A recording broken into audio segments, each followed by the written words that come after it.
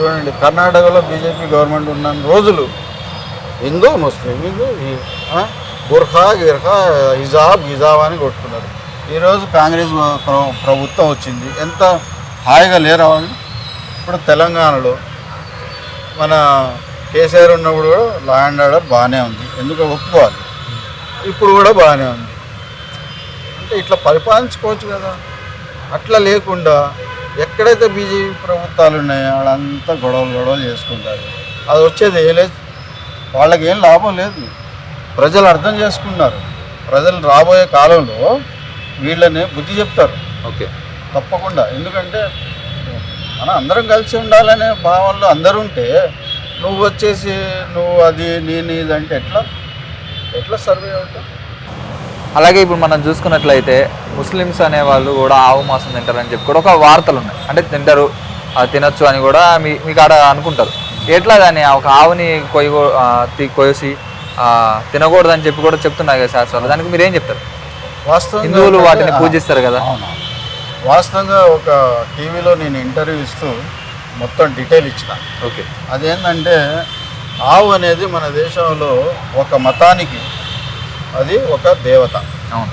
దాన్ని ముస్లిం సోదరులు ఎన్నో సంవత్సరాల క్రితం దాన్ని తినకూడదు అనే భావన మేమంతా డిసైడ్ చేసుకున్నాం. పెద్దలంతా కూర్చొని చేసుకున్నాం. ఆవు తిన్నాం. ఎందుకంటే వాళ్ళకి దేవతలా ఉన్న దాన్ని మనం తింటే బాగుండదు. ఎందుకంటే దేశం మన భిన్నత్వంలో ఏకత్వమైన దేశం, అందరు కలిసికట్టు ఉండే దేశం. ఈ దేశంలో అలాంటి పనులు చేయొద్దని మనం ఆపినాం. ఇప్పుడు ఎవరు కోయట్లేదు. కోసేదంతా ఏదంటే దాని మేల్ జాతి, ఏది దున్నపోతులు, తర్వాత గేదెలు, తర్వాత ఏమంటారు ఎద్దులు, వీళ్ళనే కోస్తున్నారు తప్ప ఆవుల్ని ఎవరు కోయట్లేదు. గోశాలలు పెట్టారు, గోశాలలో ఆవులు ఉన్నాయి. ఆ గోశాల సంగతి తర్వాత అది ఎట్లా నడుస్తుంది అందరికీ తెలుసు. కొన్ని గోశాలలు ఏమో పట్టించుకోవట్లేదు, కొన్ని గోశాలలు ఏమో మంచిగా వెలుగుతున్నాయి, మంచిగా ఉంటున్నాయి. అయితే మా ముస్లిం సోదరులు కానీ ఇంకా ఎస్సీలు కొంతమంది తినేవాళ్ళు ఉన్నారు కదా, వాళ్ళు కూడా ఆవుని ముట్టుకోవట్లేదు. మీకు ఎట్లా తెలుసు ఆవును ముట్టుకోవట్లేదని మీరు ఎట్లా చెప్తున్నారు? ఎంతో మంది ఆవులను తీసుకుపోయి కూడా కోసుకొని తింటున్నారని చెప్పి కూడా ఎంతో మంది సర్వేలు చేసినప్పుడు కూడా దొరికినాయి చాలా. కానీ ఇప్పుడు మీరు కోసుకోవట్లేదని చెప్తున్నారు. ఎట్లా మీకు ఎట్లా తెలుసు? అంటే నేను అనేది ఏంటంటే మా కమ్యూనిటీ ఒక డిసిషన్లో వచ్చింది. ఓకే, ఎందుకంటే దేవత అనే పదం వాళ్ళు వాడుతున్నారు, వాళ్ళకి మనం మర్యాద ఇవ్వాలి. ఆ దేశంలో అందరూ ఉండాలి కాబట్టి ఆ వస్తువుని మనం తినకూడదు అనేది ఎవరో కొంతమంది ఉండొచ్చు.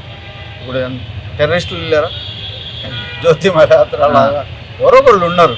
ఇక దాన్ని మనం పట్టుకొని నచ్చ చెప్దాం ఫస్ట్. ఓకే, ఒక్కసారి 2 సార్లు, 3వసారి కొడదాం, పనిష్ చేద్దాం. ఓకే, అంతేగాని పాపం ఎవడో పాల కోసం తీసుకువెళ్తున్నారు, గడ్డపోడు చూస్తే వాడిని కొట్టారు. అన్వర్ అనే పిల్లగాడు పాపం మటన్ అంటే మేక మటన్ తీసుకువెళ్తే వాడిని కొట్టి చంపారు. ఎన్నో బ్లించింగ్ అవుతున్నాయి. ఓకే, ఇది ఆఫ్ చేయాలి. ఈ దేశంలో ఇవి ఆఫ్ చేయాలి. మీరు పోతున్నాయా, ఆవులు పోతున్నాయా, మీరు వెళ్ళండి, ఎక్కడ దింపుతాడో చూడండి. మీరు కామ్గా ఉండండి. వాడు అక్కడే ఇంటికి తీసుకెళ్తాడా, మరి కటకశాలకి అంటే స్లాటర్ హౌస్కి తీసుకుపోతాడా, మీరు చూసుకోండి. ఆడ తీసుకున్నప్పుడు పట్టుకోండి. రోడ్డు మీద పట్టుకొని పాపం వాడిని దానా కొడితే వాడేమంటాడు, నేను ఇంటికి పాల కోసం పోతున్నా అని. తప్పు కదా. మీకంత ఏమంటారు పేషెన్స్ ఉంచుకోవాలి.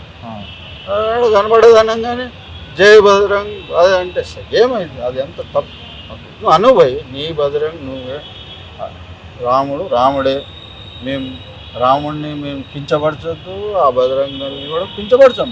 ఓకే, మేము ఆ విధంగా మీరు పోండి, చూడండి ఏముంది. ఆ ఊరి నుంచి ఈ ఊరికి తీసుకొస్తాడు, చిన్నగా పోండి. ఎవడింట్లో పెడుతున్నాడు, ఎక్కడ కట్ చేస్తున్నాడు అక్కడ పట్టుకోండి. మీకు ఎంత తెలియదు కదా. రోడ్డు మీద పట్టుకొని తమాషా, ఎందుకు తమాషా చేయాలి? ఓకే, తప్పు చేసిన వాడికి మీరు శిక్షించండి.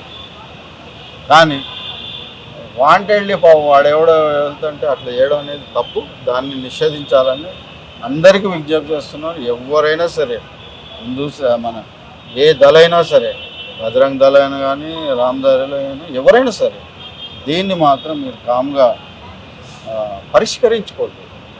గొడవలు పడడం కాదు. రాజాసింగ్ లాగా అక్కడ నించొని మాధవి లత ఎంపీ ఇట్లా అని బాణం వేసినట్టు చేస్తే విద్వేషాలే తప్ప రేపు పొద్దున రావు పరిస్థితులు ఏం లేవు. ఇవన్నీ తప్పు. దీన్ని మనం ఖండించాలి. ప్రతి పౌరుడు, మానవత్వం గురించి తెలిసిన ప్రతి పౌరుడు దీన్ని ఖండించాలి. ఎవరికి తప్పు జరిగినా దానికి శిక్షలు వేయాలి. కానీ మన చేతిలో తీసుకోకుండా మీరు కావాల్సిన ప్రొసీజర్స్ చాలా ఉన్నాయి. ఓకే, లా పాయింట్ కానీ కొన్ని విషయాలు బెదిరించి కానీ ప్రాణాలే తీసుకొని పోతున్నారు కొంతమంది. అది తప్పు. మా హిందూ సోదరులని అని కొంతమంది అంటారు, ముస్లిం సోదరులు అని కొంతమంది అంటారు. వాళ్ళందరికీ మీరు ఏం చెప్పదలుచుకున్నారు ఈ విషయం గురించి? హిందూ సోదరులు అంటే హిందూ సోదరులకి, ముస్లిం సోదరులకి మీరు ఏం చెప్పదలుచుకున్నారు? ఇద్దరికి ఒకటే, మనం విద్వేషాలకి పోవద్దు. ఫస్ట్ పాయింట్, విద్వేషాలకి పోకండి. అందరూ మనం మానవులం. ఒకళ్ళకొకళ్ళు ప్రేమించుకోవడం నేర్చుకోండి. ఎవడైనా తప్పు చేస్తే ఒక్కసారి కాదు 4 సార్లు ఎక్స్ప్లెయిన్ చేయండి. ఇది తప్పు అని చెప్పండి. వాడు నేర్చుకునేదాకా చెప్పండి. అందరు కలిసి దేశాన్ని అభివృద్ధిలో తీసుకువద్దు. రాబోయే కాలంలో ఇప్పుడే ఉద్యోగాలు దొరకట్లేదు.